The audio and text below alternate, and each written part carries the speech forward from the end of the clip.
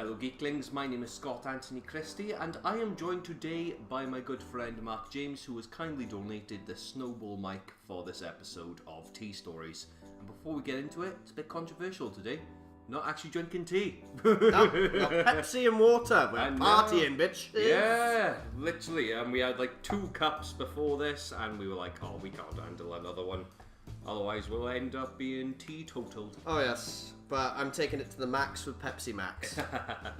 We decided to change up the format of Tea Stories from video to podcast simply because we thought it's something that people might like to listen to on the road, on the go, or wherever, whereas video you can't really do that.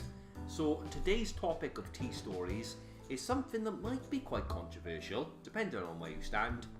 Opinions.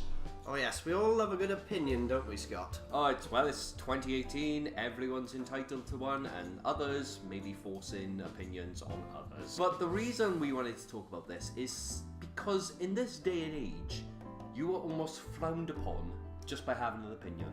And do you want to elaborate on this, Mark? Or? Oh yes, I would love to. People these days, they're getting very defensive when they come across an opinion that's not theirs. I agree.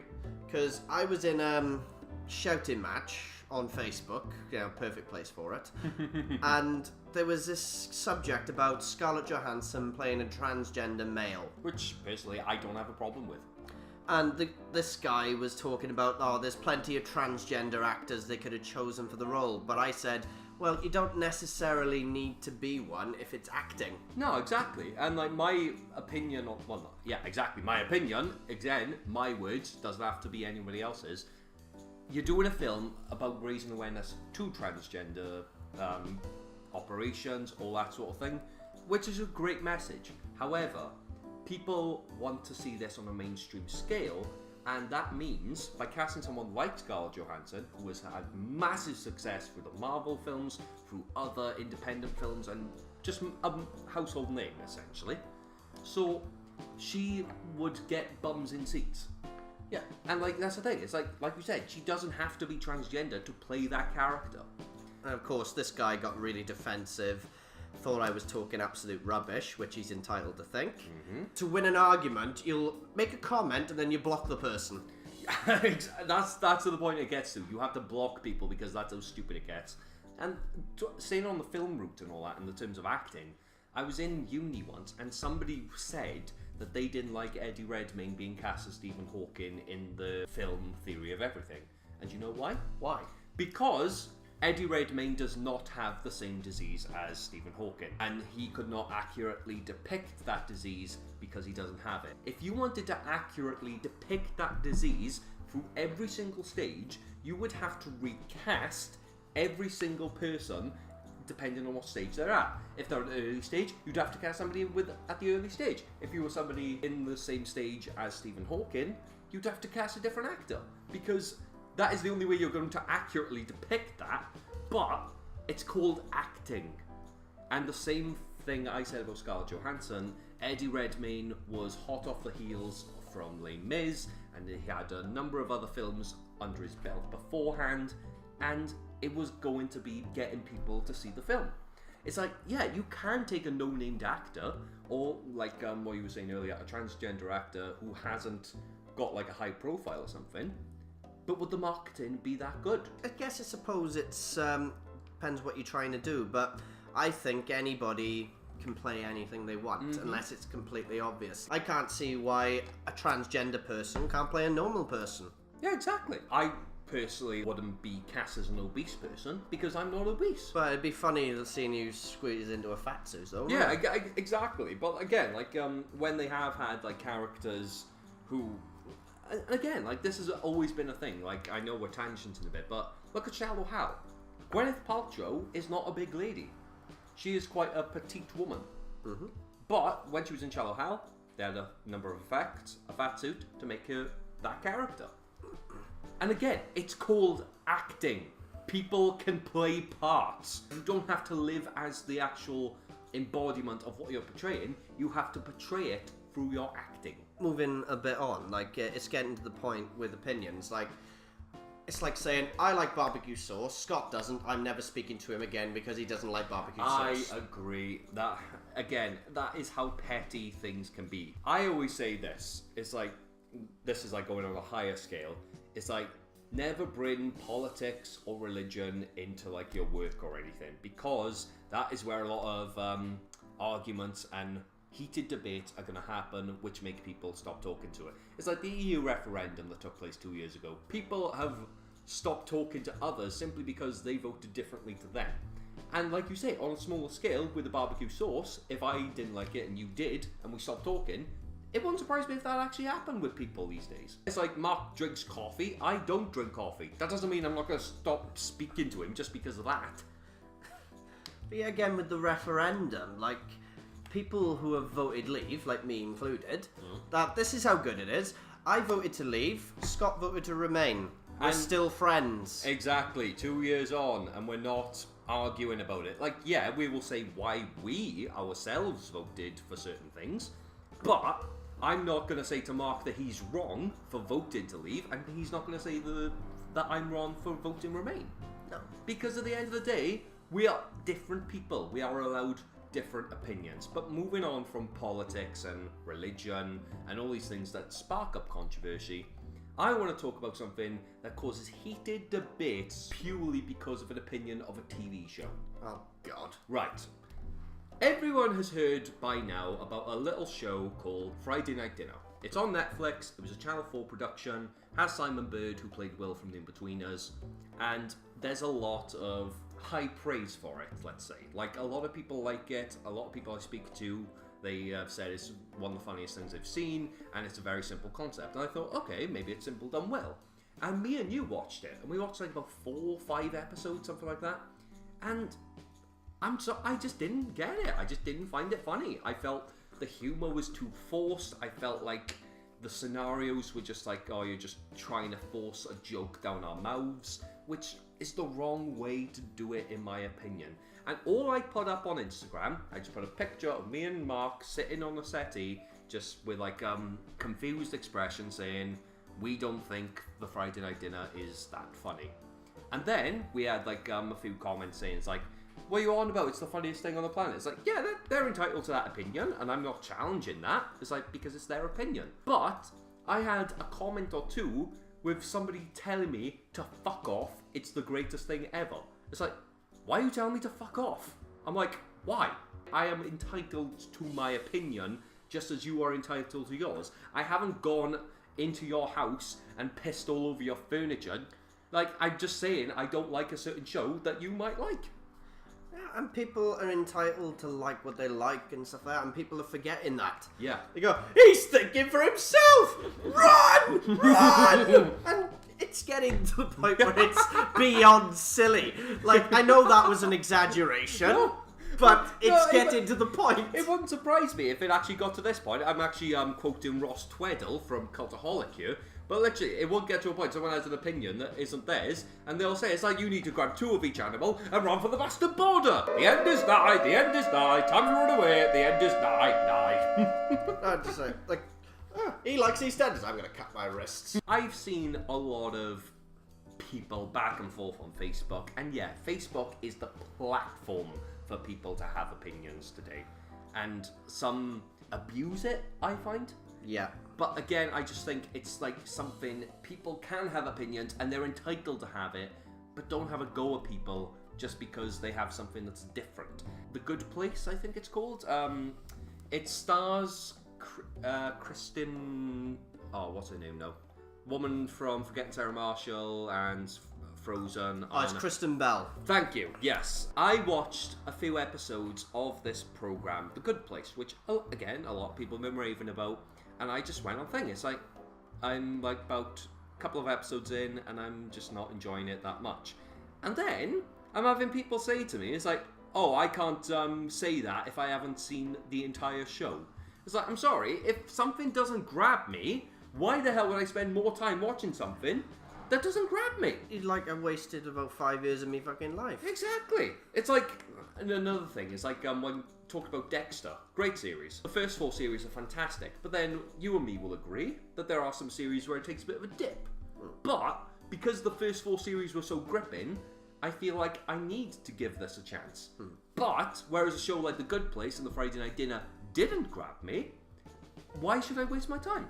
No, it just shows not everything is for everyone. Exactly, and like, just because one person says, like, this is the best thing since sliced bread, doesn't mean someone else is gonna think that. But you look at some films that were hits at the box office and they're not as renowned now. Like, you look at Signs by M. Night Shyamalan. Yeah. Shyamalan. I can't even say his name. Well, don't worry, he botches a lot of films, so you can butcher his name. The thing is, it was a big hit when it came out, but yet again, when I look at the film, I find it, watching it, like trudging through mud, because it's that slow. Quote that everyone should take a note of, and this is by Charles Bronson. Oh. It said, "We do not make films for critics. After all, they don't pay to come see our movies." And that's an important thing. Like, you know, what do critics know anyway? It's just one person's opinion. And just because they get paid to write reviews and give their opinion doesn't mean it's right. And it's like, this is something I'll say as well. Talking about wrestling. Like, I know it's not your area of expertise, but there's a guy called Dave Meltzer. He works for a company called The Wrestling Observer, and he will give, like, reviews to matches and all that. People are holding him as this wrestling expert. But he's never stepped in a wrestling ring. He's not a wrestler. He's just a fan. But people are treating him as the gospel.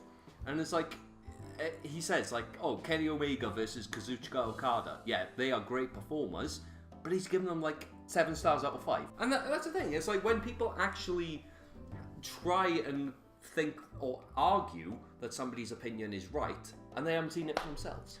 Now, this comes into my next point. Go on. Like, you start a new job.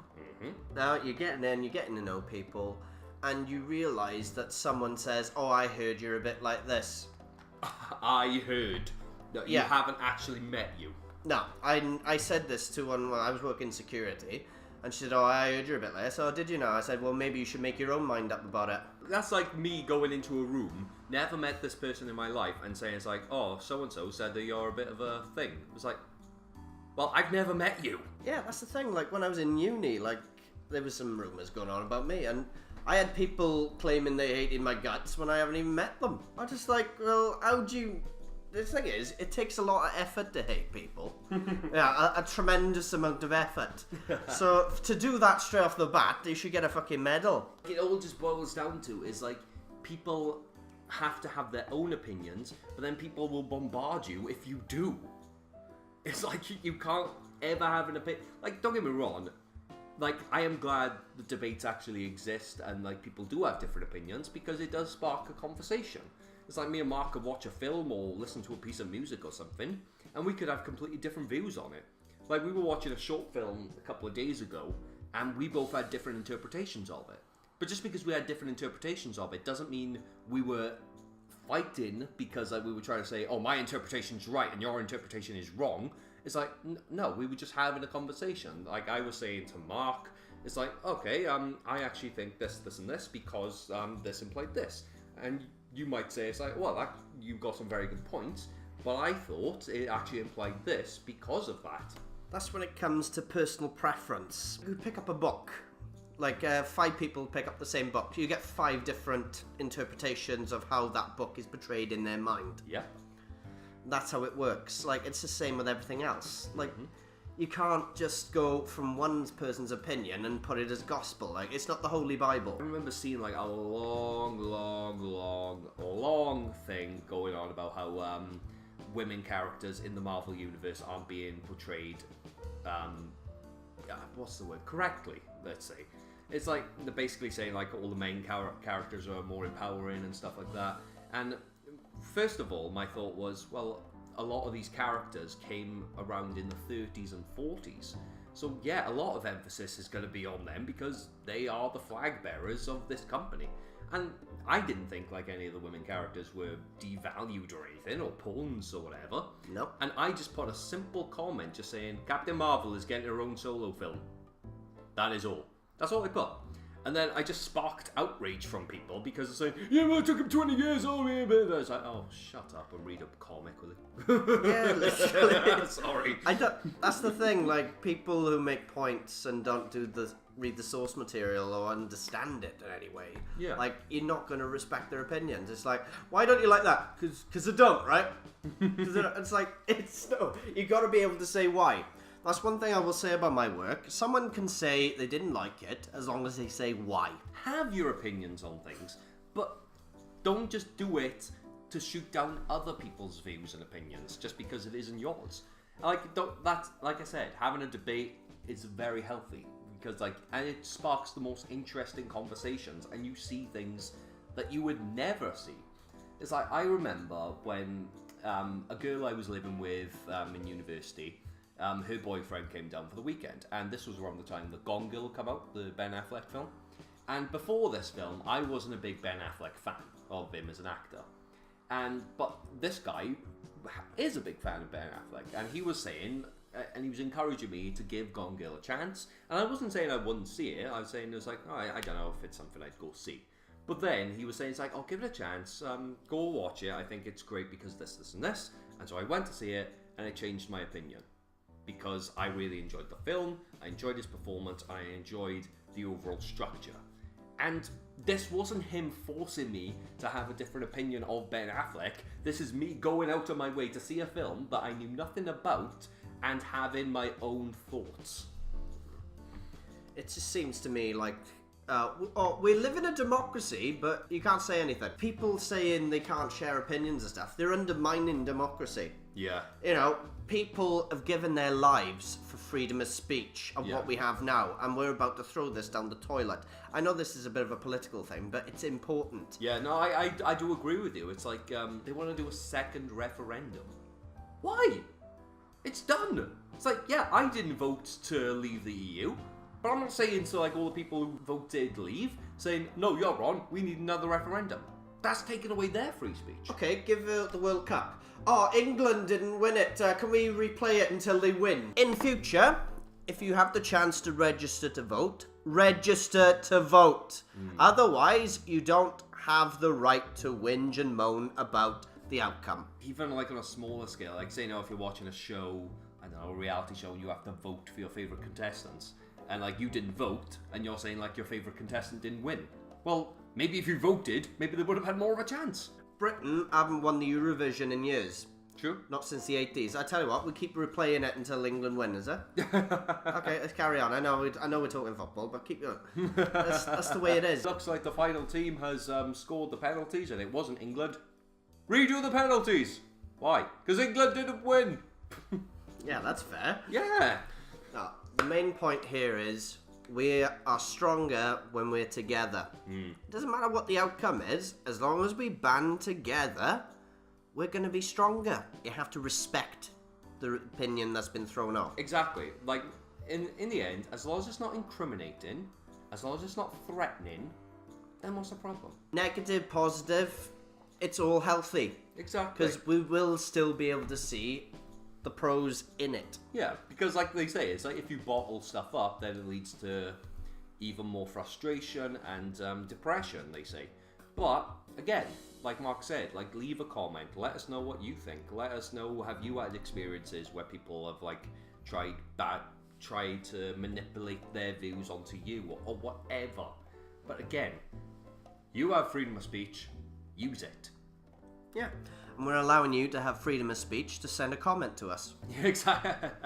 And exactly, and like hopefully people will just listen to this and be like, you know what, I am happy to have an opinion, but if somebody's opinion isn't mine, then yeah, that's fine. This has been a tea stories without any tea or caffeine, just water and Pepsi. And I've been Scott Anthony Christie, the Auburn Phoenix. This is Mark James, and Mark, thank you for just coming down and just chatting. It's just nice to talk. It's always a pleasure. So, like, subscribe, add a comment, please. We appreciate any feedback thrown at us. Yeah, and if you want to follow us on any forms of social media, we have the Equality Productions Facebook and Twitter pages. We're also on Instagram. I have my own personal Facebook page for my YouTube channel, the Auburn Phoenix. Mark, I don't know if you want to plug anything beforehand? Or... Yeah, you can follow me on MDJames23. There you go.